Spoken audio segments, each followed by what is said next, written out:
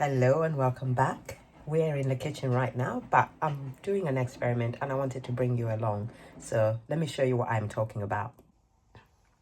In here, I have 2 pots. My plan is to try and find a way of easing the blanket weed burden in the summer without completely eliminating it, because I've got some type of carp which seem to live using it. And therefore, what I'm going to try and do is, number one, I saw Mark from Plot 21 do this. He got himself some watercress from Tesco's and he threw it straight into the ponds, his pond. So what I've done is I've thrown some straight into the pond and then I've put the rest in here to see whether or not any of it will root. I'll probably throw the rest of it in the pond at the allotment, because apparently in the summer it will grow very, very beautifully and it will actually end up covering the top and stopping the blanket weed from growing.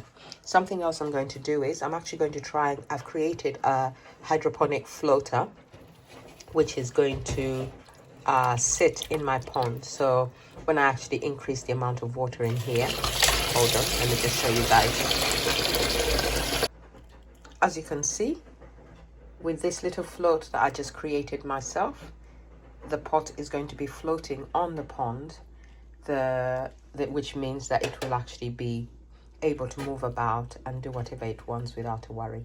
So I did this because I wanted to make sure that the pond, whatever I put in the pond, won't end up being upended. So now let me show you what I'm putting in it. My plan is to put some of my mustard leaves, which I germinated in a seed snail, and I've got so many that I'm quite happy to do this type of thing with them. I really shouldn't be putting soil in my sink, but oh well, I'll have to put in a sink unblocker. But yeah, so I'm going to put these in here and then we'll go put them in the pond. So I started by putting some of the clay balls in the bottom, and then I put the roots of the plant in, and now I'm actually in the process of, sorry, I just need to do this. I'm in the process of adding more clay balls into the pot to hold the roots down. And what will hopefully happen is the roots will grow through the pot, because the pot has holes in the bottom, and go into the pond as well. So in this way, this plant will be able to absorb some of the nitrites and nitrates that are in the pond from the fish poop and help keep it clean and clear.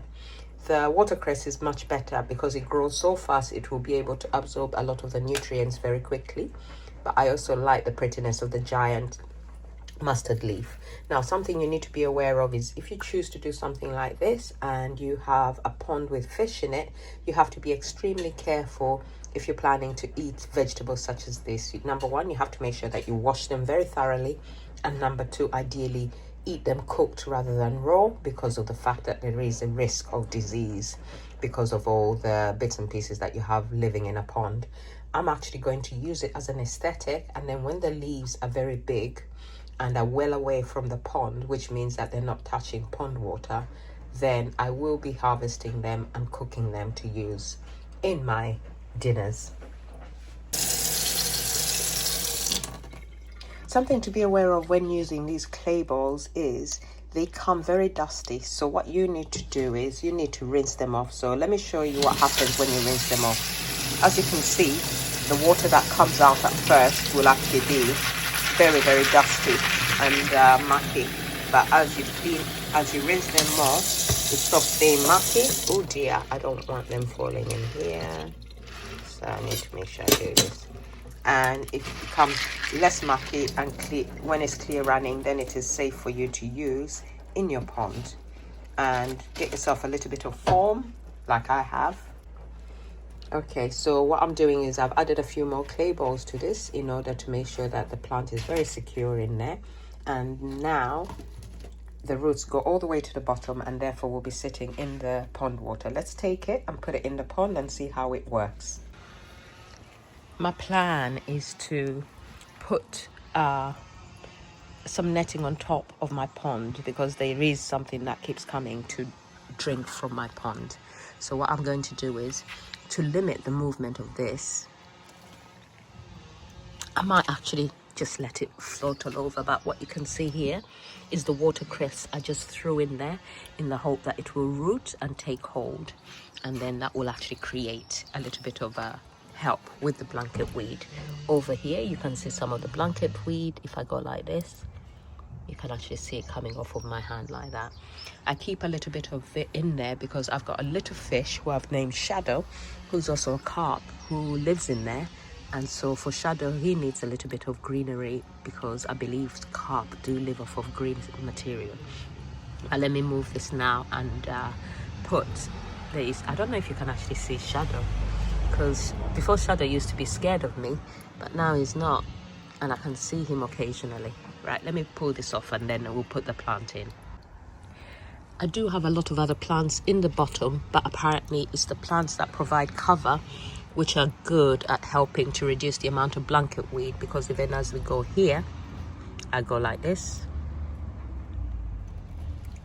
and we've got blanket weed. This is what we've got coming out of there.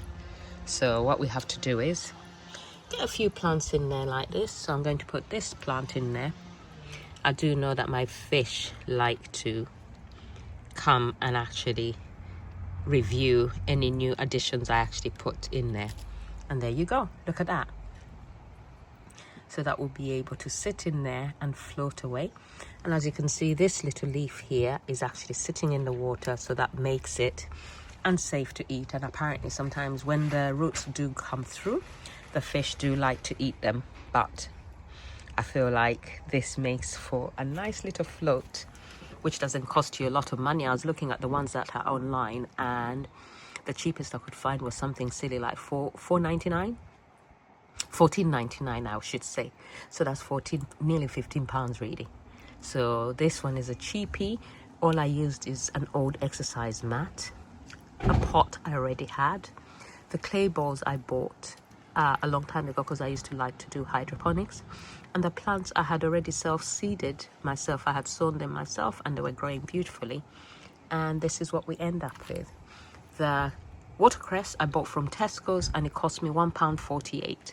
So if it is successful, it is going to mean that this pond will have the cover it needs in order to actually reduce the amount of blanket weed. Something else I'm actually going to add to it is a little bit of mint. So I've got a bit of black peppermint at the allotment, so I'll create another pot like this with peppermint in it, and I will actually place it in here.